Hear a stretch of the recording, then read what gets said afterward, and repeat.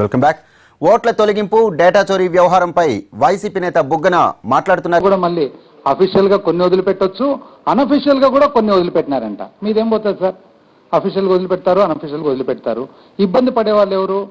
మాట్లాడితే మీరు అంటారు చూడండి, 5 కోట్ల ఆంధ్రులని, 5 కోట్ల ఆంధ్రులే సార్ ఇబ్బంది పడేది. ఈ రోజు హడావిడిగా ఎంతమంది భర్తలు భార్యలను పిల్లల్ని ఇక్కడ వదిలిపెట్టి చదువులకు అక్కడ అమరావతికి పోయినారో, ఎంతమందికి అక్కడ ఇల్లు లేక, ఎంతమందికి కిరాయికి దొరకక, ఎంతమందికి భోజనం తినేదానికి అవకాశం లేక, ఎంతమంది ఆరోగ్యాలు పాడు చేసుకున్నారో వాళ్ళకు తెలుస్తుంది సార్. మీకేం తెలుస్తుంది? అఫీషియల్ కానీ అనఫీషియల్ కానీ రెండు ఎట్లయినా కాంప్రమైజ్ అవుతారు. మీదేం పోతుంది?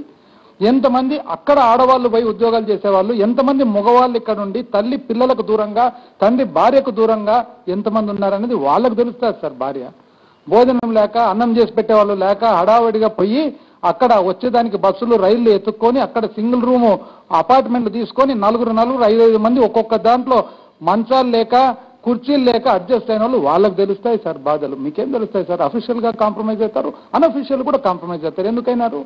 అనవసరమైనది ఓటుకు నోటు. మళ్ళీ అది గర్వంగా ఈరోజు చెప్పుకుంటారు అనమాట. చూడండి సెల్ఫ్ గోల్స్ కూడా ఎట్లున్నాయి. అసలు ఇవన్నీ పక్కన పెట్టండి, మీరు ఈరోజు పెట్టినది ఎందుకు? దానికి మళ్ళీ చెప్పేది కూడా లాస్ట్లో హెచ్చరించినట్లు అనమాట. ఏమని? మేము నిన్న మొన్న ఏం చెప్పినాము, అయ్యా మీరు చేసిన ఈ డేటా చోరీ వలన ఎంతో మంది ఆధార్ డేటా బయటకు వచ్చింది, ఎంతో మందికి వాళ్ళ ఫోన్ నంబర్లు ప్రైవేట్ కంపెనీల దగ్గర ఉన్నాయి, ఎంతో మందికి వాళ్ళ భార్యలు, వాళ్ళ పిల్లలు, వాళ్ళ డీటెయిల్స్ బయట ఉన్నాయి, ఎంతో మందికి ఆడపిల్లల డీటెయిల్స్ బయట ఉన్నాయి. ఇవన్నీ మీరు చేయవలసిందేనా? బాధ్యత గల ప్రభుత్వం దగ్గర డేటా కలెక్ట్ చేసి ఇదేనా మీరు చేయవలసిందంటే దానికి ఇలా సమాధానం. దానికి కౌంటర్గా మళ్ళీ చూడండి ఎట్లుందంటే, మీరు జాగ్రత్త పడండి, కిడ్నాపులు కూడా జరగవచ్చు, మీరు జాగ్రత్త పడండి, ఇండ్లు ఎవరైనా దొంగతనం చేయొచ్చు, మీరు జాగ్రత్త పడండి, ఆస్తులు దొంగతనం చేయొచ్చు. ఇవన్నీ చెప్పినాడు ఈరోజు పెద్ద మనిషి. అంటే కిడ్నాప్ ఎవరు సార్ ఆపాల్సినది? మీరా, ప్రతిపక్షమా, పాలకపక్షమా? అంటే మీరే మళ్ళీ సెల్ఫ్ గోలు. అంటే జాగ్రత్త పడండి, కిడ్నాప్ జరగవచ్చు అంటే మీ శాంతి భద్రతలు బాగాలేవని, అంతేనా అర్థం కావాల్సినది? మీ ఆస్తులు దొంగతనానికి గురి కావచ్చు అంటే ఎవరు ప్రొటెక్ట్ చేయాల్సినది, భద్రత ఇవ్వాల్సినది మీరే. అంటే మీ ఫెయిలియర్ మీరే ఒప్పుకుంటున్నారనమాట. అంటే కిడ్నాపులు జరగవచ్చు అనేది మీ ఫెయిలియరే, ఇండ్లు దొంగతనం కావచ్చు అనేది మీ ఫెయిలియరే, ఆస్తులు పోగొట్టుకుంటారనేది మీ ఫెయిలియర్. ఇవన్నీ మాట్లాడినారు ఇంతసేపు అర్ధగంట. ఇదేనా? మీరేదో ఏందో పెద్ద అసలు ఎవరికి తెలియని సమాచారం బయటికి చెప్తారు. మీ డేటా ఎవరో చోరీ చేసినారు. మేము నిన్న మొన్న కూడా చెప్పినారు సార్. అసలు గజ దొంగల మాదిరి మీ పార్టీ. ఇంకా దాన్ని మళ్ళీ దొంగతనం చేసే వాళ్ళు కూడా ఉన్నారు అసలు ఈ భూలోకంలో ఎవరన్నా కానీ? మాకు తెలిసి అయితే ఎవరు లేరు. అంత లేని 3,60,00,000 మంది సంబంధించిన సమాచారం బయటికి ప్రైవేట్ సంస్థలకు ఎట్లిచ్చినారు సార్? దానికిలా ఇంతవరకు దానికి అసలు సమాధానమేలా. మేము సూటి ప్రశ్నలు అడుగుతున్నాం. నిన్న అడిగినా, మొన్న అడిగినా, సూటి ప్రశ్నలు. ఈ రోజుకైనా కానీ ఒక్క రోజన్నా కానీ ఒక్క ప్రశ్నకు ఫోన్లేండి మీరు ఇవ్వకుండా కనీసము మీ కుమారుడని ఇవ్వాలి కదా. ఆయన డిపార్ట్మెంటే కదా ఇది, లోకేష్ నాయుడు గారు. ఎవరిని అడిగినా కూడా ఆడ మంత్రులు, టీడీపీ ఎమ్మెల్యేలు, ఎంపీలు వాళ్ళని అడిగితే కానీ ఏమో సార్ వారం రోజులు ఏంది, అసలు ఉన్నాడో లేదో కూడా తెలియదు, ఎక్కడ మాకు కనపడ్డం లేదు సార్, బయటనే కనపడ్డాంలే అని చెప్పి మీ వాళ్ళే అంటుంటారు విజయవాడలో. పోనీ ఎవరెవరు మీరో మీ కుమారుడో దానికి సంబంధించిన సెక్రటరీని ఇవ్వాలి కదా. దానికి సూటి ప్రశ్నలకు సూటి సమాధానం ఇవ్వండి. ఒకటి, అసలు మీరేమంటారు? పార్టీ డేటా అంటారు.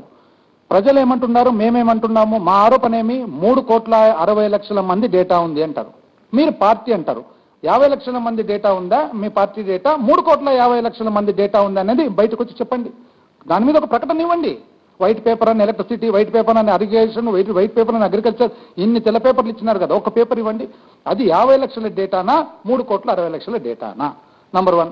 నంబర్ 2, అసలు ఇంత మీరు కరెక్ట్ ఉన్నప్పుడు 26వ తారీఖు మీడియాలో వచ్చిన తర్వాత 27 మీ యాప్ను ఎందుకు మాడిఫై చేసినారు, మార్చినారు? మీ యాప్లో ఉండే ఎన్నో విషయాలు ఎందుకు తొలగించినారు? మీ యాప్లో ఉండే కలర్ ఫోటోలు ఎందుకు తీసేసినారు? మీ యాప్లో సేవామిత్ర యాప్లో ఉండే వ్యక్తిగత సమాచారం ఎందుకు తొలగించినారు? చెప్పండి, సూటి సమాధానం వైట్ పేపర్ పెట్టి చెప్పండి బయటకు వచ్చి.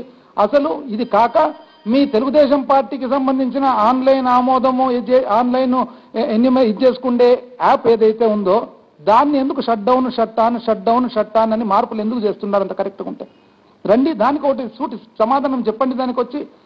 ఇంకొకటి, అసలు వ్యక్తిగత సమాచారం అనేది ఆధార్ బేస్ లేకుండా, ఆధారం లేకుండా చేసేదానికి వీలవుతుందా భారతదేశంలో? రండి వచ్చి చెప్పండి.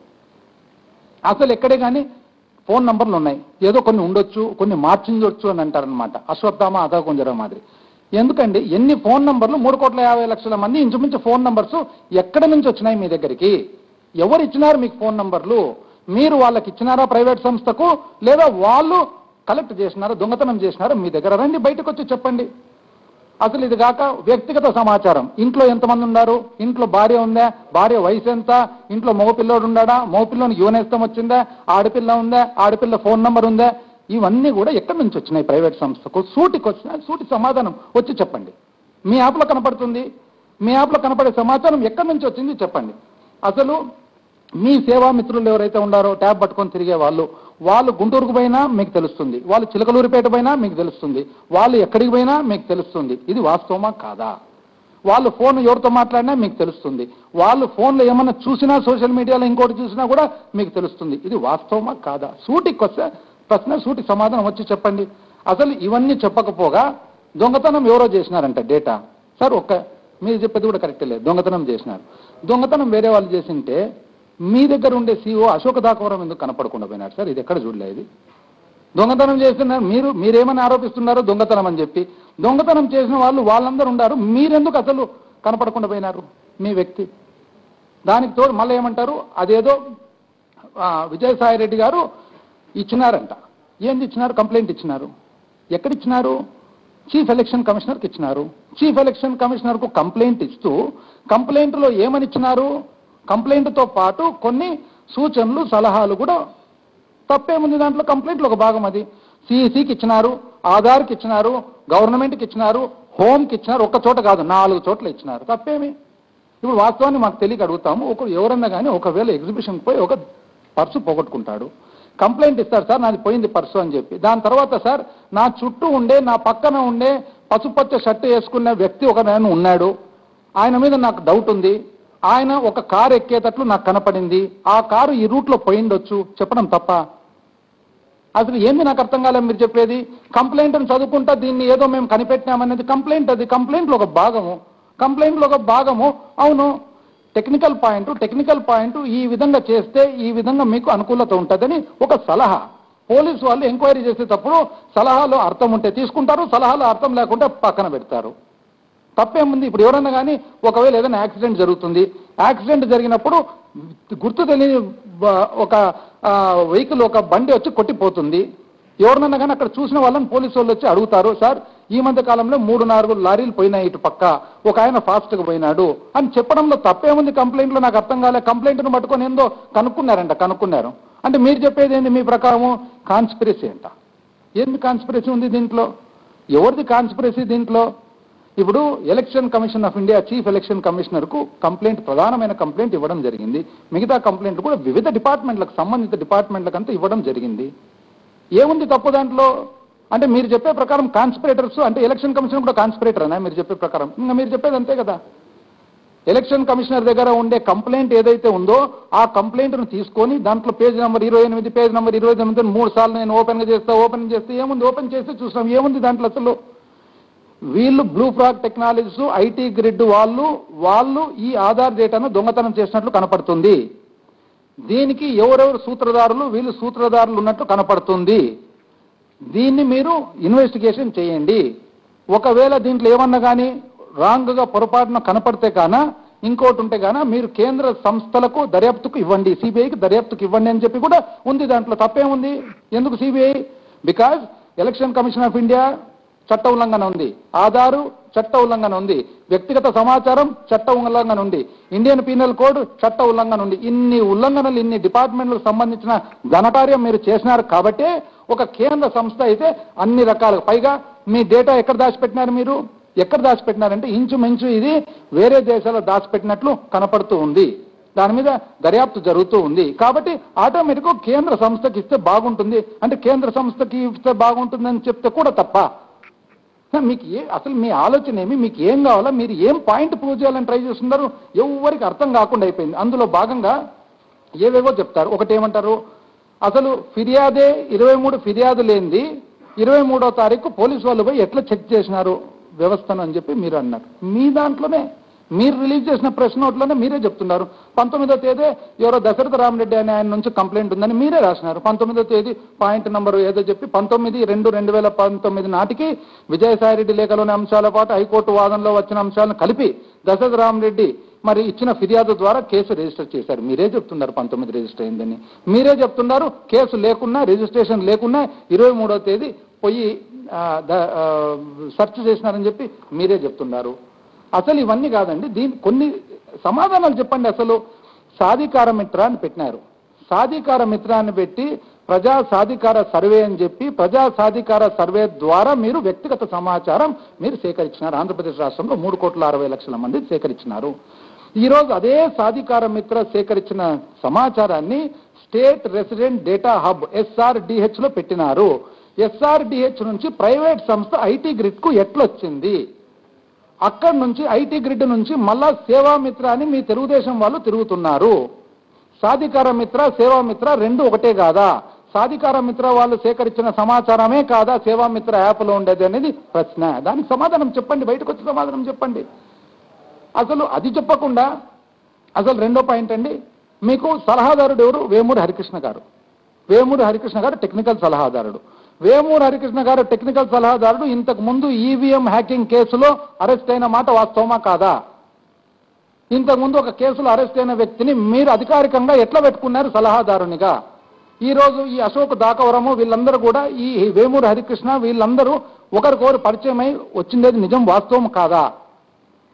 అసలు ఆధార్ డేటా సేవామిత్రులకి ఎట్లొచ్చిందనేది మీరు వచ్చి సమాధానం చెప్పండి. ఓటర్ లిస్ట్ దానికి ఏమంటారంటే ముఖ్యమంత్రి గారు ఓటర్ లిస్టు తప్పేముందంట. తప్పేం లేదు సార్, మేము ఎప్పుడు కూడా ఓటర్ లిస్ట్ మీ దగ్గర ఉన్న దాని గురించి తప్పని ఎవరు అనలేదు. మీరు మార్చొద్దండి దాన్ని.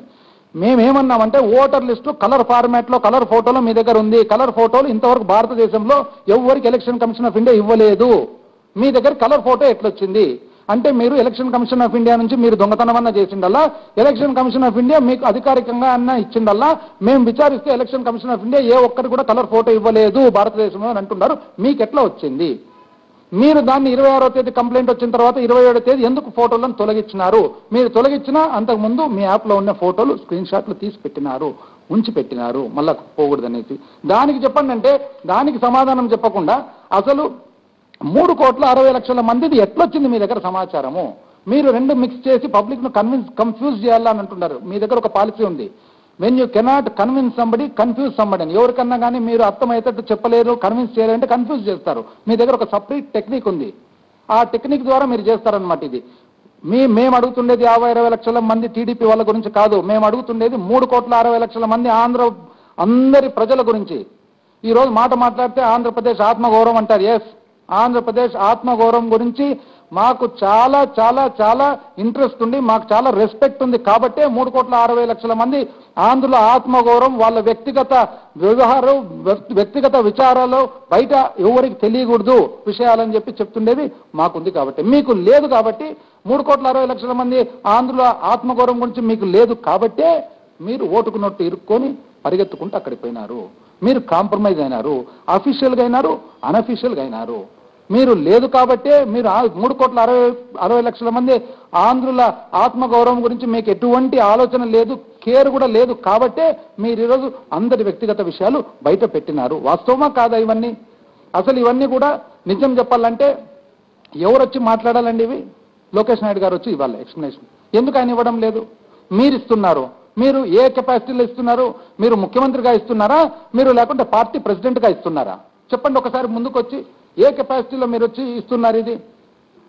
అసలు ఎక్కడే కానీ విజయసాయిరెడ్డి గారు లేక ఏం తప్పేముంది? కంప్లైంట్ ఉంది, కంప్లైంట్లో భాగంగా ఎన్నో విషయాలు కూడా తెలియపరిచింటారు. దాన్ని విడివిడిగా చదివి పేజ్ నంబర్ ఏముంటాయండి దాంట్లో? ఏముంటాయి ఫోకస్ పాయింట్స్లో? ఎవరెవరు ఉన్నారు, ఎవరెవరి పాత్ర ఏముండొచ్చు?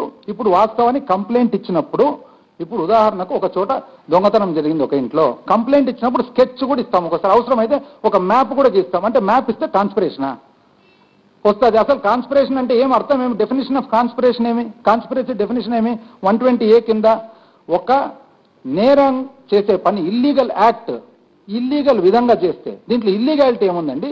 ఇల్లీగాలిటీ చేసినది మీరు డేటా, వ్యక్తిగత సమాచారం ఇచ్చి దాని ద్వారా మీరు ఓట్లు తొలగించే కార్యక్రమం చేసినారనేది ఒక ఆరోపణ. దానికి సమాధానం చెప్పకుండా మీరు ఏందేందో మాట్లాడేది మాట మాట్లాడితే అసలు ఖబర్దార్ అంట. ఎవరికి ఖబర్దారు? ఎందుకండి ఖబర్దార్? మాట మాట్లాడితే రోజుకు 24 గంటలకు ఒకసారి ఖబర్దారు ఏముంటుంది దాంట్లో? ఖబర్దారు అసలు కంప్లైంట్ ఇచ్చిన దానికి కంప్లైంట్కు సమాధానం చెప్పండి అంటే ఒక్క పాయింట్కు వారం రోజులైంది, ఒక్క సింగిల్ పాయింట్కు మీరు సూటిగా సమాధానం చెప్పండి. మాట మాట్లాడితే ఆంధ్రుల ఆత్మగౌరవం తరఫునే అండి ఈరోజు ప్రతిపక్ష పార్టీ పోరాడుతూ ఉండేది. ప్రతిపక్ష పార్టీ లేకుంటే గానా ఇంకా మీ చేతుల్లో మొత్తం టోటల్గా ఉండింటే కానీ ఇంకేమన్నా ఉందా ఈరోజు? అసలు ఇంత అన్యాయంగా మళ్ళీ ఎదురుదాడి, అది ఏం మాట్లాడుతున్నారు? మాట్లాడే దాంట్లో ఏదన్నా అర్థం అనేది ఒకటి ఉండాలి కదా. ఎటువంటి అర్థం లేకుండా ఈరోజు నిజం చెప్పాలంటే మీరు చేయాల్సింది ఫస్ట్ పాయింట్, మీకు బాధ్యత ఉందే, మీకు జవాబుదారీతనం ఉంటే, మీ దగ్గర నిజంగా చిత్తశుద్ధి ఉంటే మీరు ఏం చేయాలి? ఐటీ గ్రిడ్కు, బ్లూ ఫ్లాగ్ టెక్నాలజీస్కు ఏవైతే కాంట్రాక్ట్లు ఇచ్చినారో మొత్తం క్యాన్సిల్ చేయండి. ఈరోజు దాని మీద కంప్లైంట్ ఉంది, ఈరోజు దాని మీద విచారణ జరుగుతుంది, కంప్లైంట్ క్యాన్సిల్ చేయండి. ఇది 3,69,00,000 మంది ఆంధ్ర ఓటర్స్కు సంబంధించినది. అసలు మీరు ఎందుకంటే అశోక్ దాకవరం గారిని దాచిపెట్టినారు? మళ్ళీ మీరే చెప్తున్నారు సమయము కరెక్ట్ సమయంలో మేము ప్రవేశపెడతామంట. అసలు ఇది నిజం చెప్పాలంటే ఇది చట్ట వ్యతిరేకం. మీరు మాట్లాడినది చట్ట వ్యతిరేకం. Harbouring a criminal, harbouring an accused, అది నేరం కదా? ఏం సెక్షన్స్ అప్లై అయితే మీకు తెలీదా? అది మీరు పబ్లిక్గా చెప్పినారు అవసరమైనప్పుడు మేము బయటికి తెచ్చి పెడతామని చెప్పి. అసలు ఈ రోజు ఈ డేటా మీరు ఏదైతే ఇచ్చినారో ఎవరన్నా కానీ హ్యాకర్స్ ఆ ప్రైవేట్ కంపెనీలోకి పోతే ఏం కావాలండి? ఈరోజు ప్రతి ఒక్కరి విషయాలు బయటకు వస్తాయి. బ్యాంక్ అకౌంట్లు దొంగతనం అయ్యేదని ప్రమాదం ఉంది, ఇంటర్నెట్ ట్రాన్సాక్షన్ ఇబ్బంది కలిగే ప్రమాదం ఉంది. మళ్ళీ పైగా మీరే వచ్చి కిడ్నాప్కి గురైతే, దొంగతనం జరిగితే ముసిముసి నవ్వులు నవ్వుకుంటా. కిడ్నాప్ ఎవరండి కాపాడాల్సింది? మీరు కదా, మీరే కదా పరిపాలిస్తుండేది, మీరే. అంటే కిడ్నాప్ జరిగితే మీదే ప్రతిపక్షాలే తప్పు, దొంగతనం అయితే మీదే తప్పు, అంటే మీరే ఇండైరెక్ట్గా ఒప్పుకుంటున్నారు మా చేత కాకుంటే అని చెప్పి. ఇంత స్టేజ్లో ఇంత సెల్ఫ్ గోలు, దానికి పొద్దున్న నుంచి ఒక సస్పెన్స్ థ్రిల్లర్. మళ్ళీ దాంట్లో మాట్లాడేటప్పుడు ఏమేమి ఫస్ట్ స్టార్టింగ్లోనే ఏమేమంటారు? బాహుబలి మాదిరి అంట. ఇంత సీరియస్ సబ్జెక్టు సినిమా బాహుబలి గురించి తీసుకోవాల్సిన అవసరం ఉందా? మీకు ఎందుకు ఆ బాహుబలి ఫ్యాసినేషను? ఇప్పుడు బాహుబలి ఎంట్రీ, అదేదో మహిష్మతి మాదిరి కర్తామంట్రీ. 5 సంవత్సరాలు దేశ విదేశాలంతా తిరుగుతాయి. టర్కీ పోతురి, మలేషియా పోతురి, ఆడికి పోతురి, ఈడికి పోతురి, అంతా తిరిగి వచ్చిన తర్వాత రాజమౌళి సలహాదారుడు అని అంటారు. ఎందుకంటే మీకు బాహుబలి ఫ్యాసినేషన్ మాకు అర్థం కాలేదు. విజయసాయి రెడ్డి గారి కంప్లైంట్ ఏముంది? దాంట్లో కంప్లైంట్ ఉంది. కంప్లైంట్లో భాగంగా ఒక పేజ్ తీసుకొని ఏదో ఇంకా ఆల్ఫర్డ్ హిచ్కాక్ కనుక్కున్నాయంగా మొత్తం అనేటట్లు ఒక పెద్ద దానికి ఒక స్టోరీ. అసలు ఆశ్చర్యకరంగా ఉంది. ఏం జరుగుతుంది పరిపాలన? అసలు పరిపాలన ఇంకోటి అయ్యో చాలా అన్యాయం. అందుకనే 24 గంటలు 48 గంటలు ఎత్తుక్కుంటుండేది ఆంధ్ర రాష్ట్ర ప్రజలంతా ఎప్పుడెప్పుడు నోటిఫికేషన్ వస్తుంది అని.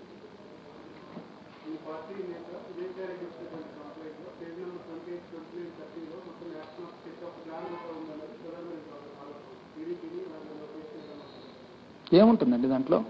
ఏముంది? మేము చదివినాము. ఏముంది దాంట్లో ఈ సేవామిత్ర ఏదైతే జరిగిందో, దీని ద్వారా ఈ డేటా ట్రాన్స్ఫర్ ఇల్లీగల్గా జరిగిందో, ఎవరెవరు దాంట్లో ముక్కులంటే ఐటీ మాత్రులు లోకేష్ నాయుడు గారు ఆటోమేటిక్గా ఆయన డిపార్ట్మెంట్ ఆర్తి చేసి ఆయన మానిటర్ చేస్తున్నాడు. ఆయన డిపార్ట్మెంట్ అది. అంటే ఏమని చెప్పాలా? పోనీ ఆయనకు ఇరిగేషన్ మినిస్టర్ పేరు చెప్పాలనా? ఆయనకు ఎవరి పేరు చెప్పాలని? ఎవరి డిపార్ట్మెంట్ అయితే వాళ్ళ పేరు చెప్తారు, ఏ డిపార్ట్మెంట్ ఆ పేరు చెప్తారు. పోలవరంలో అవినీతి జరిగితే ఎవరి పేరు చెప్పాలా? దేవాదాయ శాఖ మంత్రి పేరు చెప్పాలనా? ఇరిగేషన్ మంత్రి పేరు చెప్పాలనా? IT minister Lokesh Naidu. దాని కింద నెక్స్ట్ ఎవరున్నారు? IT grid. దాని కింద బ్లూ ఫ్రాగ్. వీళ్ళే కదా. వీళ్ళు పార్టిసిపెంట్స్ ఎవరైతే ఉన్నారో పార్టిసిపెంట్స్ పేరు ఉంది. దాని తర్వాత నెక్స్ట్ ఏముంది? దాంట్లో ఏం చేయాలి అనే దానికి సలహా ఉంది. ఈ విధంగా చేస్తే ఈ విధంగా ఈ తప్పు అనేది కనపడుతుంది అని చెప్పి. తప్పు ఉంది, తప్పు ఈ విధంగా పరిశోధన చేసేదానికి అవకాశం ఉంది. దాంట్లో నిజం ఉంటే పోలీసు వాళ్ళు తీసుకుంటారు, నిజం లేకుంటే కన్నా పక్కన పెడతారు. తప్పేముంది? పోలీసు వాళ్ళకు సలహా ఇచ్చే దాంట్లో తప్పేముంది? మాకు అర్థం కాలేదు. కంప్లైంట్లో ఒక భాగం అది. So what? ఒక్కరికే కాదు ఆయన చెప్పేది, 4-5 డిపార్ట్మెంట్లకు ఇచ్చిన సంబంధించిన వాళ్ళందరికీ. తప్పేముంది దాంట్లో? అసలు తప్పు లేని దాన్ని తప్పుగా ఎందుకు మీరు చిత్రీకరిస్తున్నారు? ఇదంతా ఎందుకంటే మీరు చేసిన తప్పును కప్పిపుచ్చడానికి.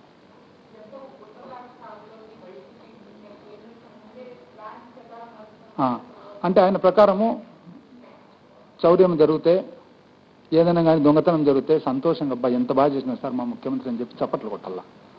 ఇంకా ఎక్కడైనా వ్యక్తిగత సమాచారం అంతా బయటికి పోతే మనం చాలా అసలు అభినందనలు తెలుపుతూ ఎక్కడైనా కానీ దొరికితే కానీ పూలదండి వేయాలా, బుకేలు వేయాలి. ఇదే ఆయన కోరిక. అంటే ఏం చేయాలో నాకు అర్థం కాలే. ఆయన అసలు అందుకని మేము మొదట్లో అడిగినాం, సార్ మీకు ఏ విధంగా ఉండాలో చెప్పండి, ఒకటి లిస్ట్ ఇవ్వండి. ఈ విధంగా ప్రతిపక్షం ఈ విధంగా ఉండాలి, నేనేం చేసినా కూడా మాట్లాడకూడదు, నవ్వాలి, చప్పట్లు కొట్టాలి, సంతోషంగా ఉండాలి, బుకేలు ఇవ్వాలి, చెప్పండి. ఏంది అసలు మాకు అర్థం కాలే. ఒక కంప్లైంట్ ఉంది, కంప్లైంట్ మీద విచారణ జరుగుతుంటే బాధ్యతగా ముఖ్యమంత్రిగా మీరు విచారణకు సహకరించకపోగా, మీరు అశోక దాకవరంను పంపించి ఇన్వెస్టిగేషన్కు పంపించకపోగా ఇది ఏందండి ఎదురుదాడి? కంప్లైంట్లో ఒక భాగం తీసుకొని ఏదో నేను కనిపెట్టినా అంటాడు.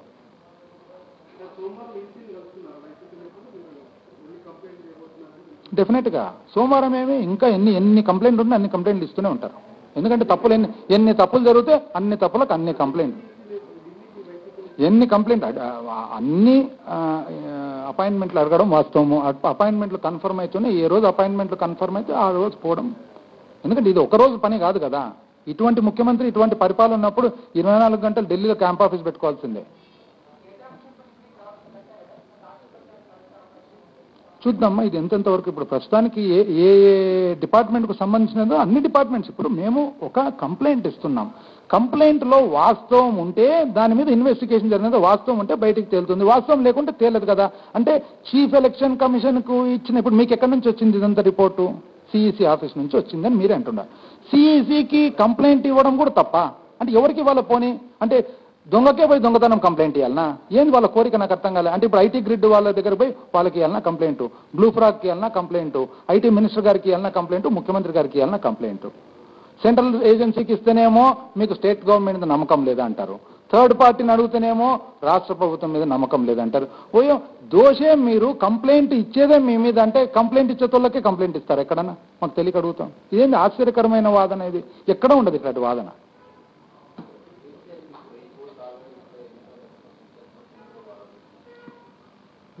ఆయన ఆరోపణలకు ఆయన దానిలోకి ఏమైనా అర్థం ఉంటుంది? అందుకని మేము ఎన్నోసార్లు చెప్పినాం, అయ్యో సార్ ఇది మీ స్థాయికి తగదు ఇట్లాంటివన్నీ అని. ఏదన్నా కానీ ఆధారం ఉంటే మాట్లాడండి. ఊరికే ఏందో ఈ ఆరోపణలు చేసి అందుకని ఇంతకుముందు చెప్పినాం, when wealth is lost something is lost, when health is lost a lot is lost, when credibility is lost everything is lost. ఎంతో అంతో ఏదైనా ధనం పోగొట్టుకుంటే ఎంతో పోగొట్టుకున్న వాళ్ళం అవుతాం, ఆరోగ్యం పోగొట్టుకుంటే చాలా పోగొట్టుకున్న వాళ్ళం అవుతాం. కానీ మన వ్యక్తిత్వం పోగొట్టుకున్న వాళ్ళము, నమ్మకం పోగొట్టుకున్న వాళ్ళం, విశ్వసనీయత పోగొట్టుకున్న వాళ్ళం అయితే సర్వము పోయినట్లు. ఇది ఒకసారి చదువుకోవాలి.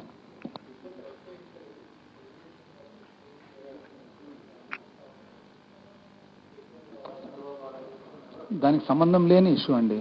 ఇప్పుడు ఆయనకు ఏదైనా వ్యక్తిగతంగా టీఆర్ఎస్ పార్టీతో కేసీఆర్ గారితో వ్యక్తిగత ఎక్కడి నుంచి స్టార్ట్ అయింది ఇది? ఆయన ఓట్ ఫర్ నోట్ స్టీఫెన్సన్ నుంచి మొదలైంది. ఆయన వ్యక్తిగత విషయాల కోసం ఆయన రాష్ట్రాన్ని అంతా ఇబ్బంది పెడుతున్నాడు. వ్యక్తిగత విషయం కోసం ఇప్పుడే టీవీలో చెప్పినట్లు 10 సంవత్సరాలు ఉండి కూడా పోయినా అంటాడు. అఫీషియల్గా అనఫీషియల్గా అంటే వాట్ ఈస్ దట్ అనఫీషియల్? బయటకు వచ్చి చెప్పండి. ఏం మీరు అనఫీషియల్గా మీరు ఏంది అక్కడ కేసీఆర్ గారితో ఇదైనది, లాలూచి పడినది? మళ్ళీ ఇంత చెప్పేటప్పుడు ఫైట్ బిట్వీన్ అన్నప్పుడు హరికృష్ణ గారి శవం పెట్టుకొని నాకు ముష్టి 2-3 సీట్లు ఇస్తే సార్ నేను మీతో పాటు కలుస్తాను ఎందుకు చెప్పాల్సి వచ్చింది? 4.5 సంవత్సరం మీరు ఎందుకు బీజేపీతో కలిసి ఉండాల్సి వచ్చింది? చివరి 6 నెలలు ఎందుకు మీరు కొట్లాడి బయటకు వచ్చినది? చెప్పండి ఇవన్నీ బయటికి. పోలవరం గురించి ఈరోజు చెప్తారు, పోలవరం గురించి నాకు సహకరించలేదు. మీరు ఏం చేసినారు? 4.5 సంవత్సరం కలిసే ఉన్నారు కదా బీజేపీతో. అంటే మీరు ఊరికే ఏం మాట్లాడితే చెల్లుతాదనా? ఇద్దరు ఉండరు రాసేతోళ్ళు, 2 పేపర్లు 4 ఛానళ్ళు ఉన్నాయని చెప్పుకుంటూ పోయేదేనా? ప్రజలు ఏం చూడరా? తెలీదా?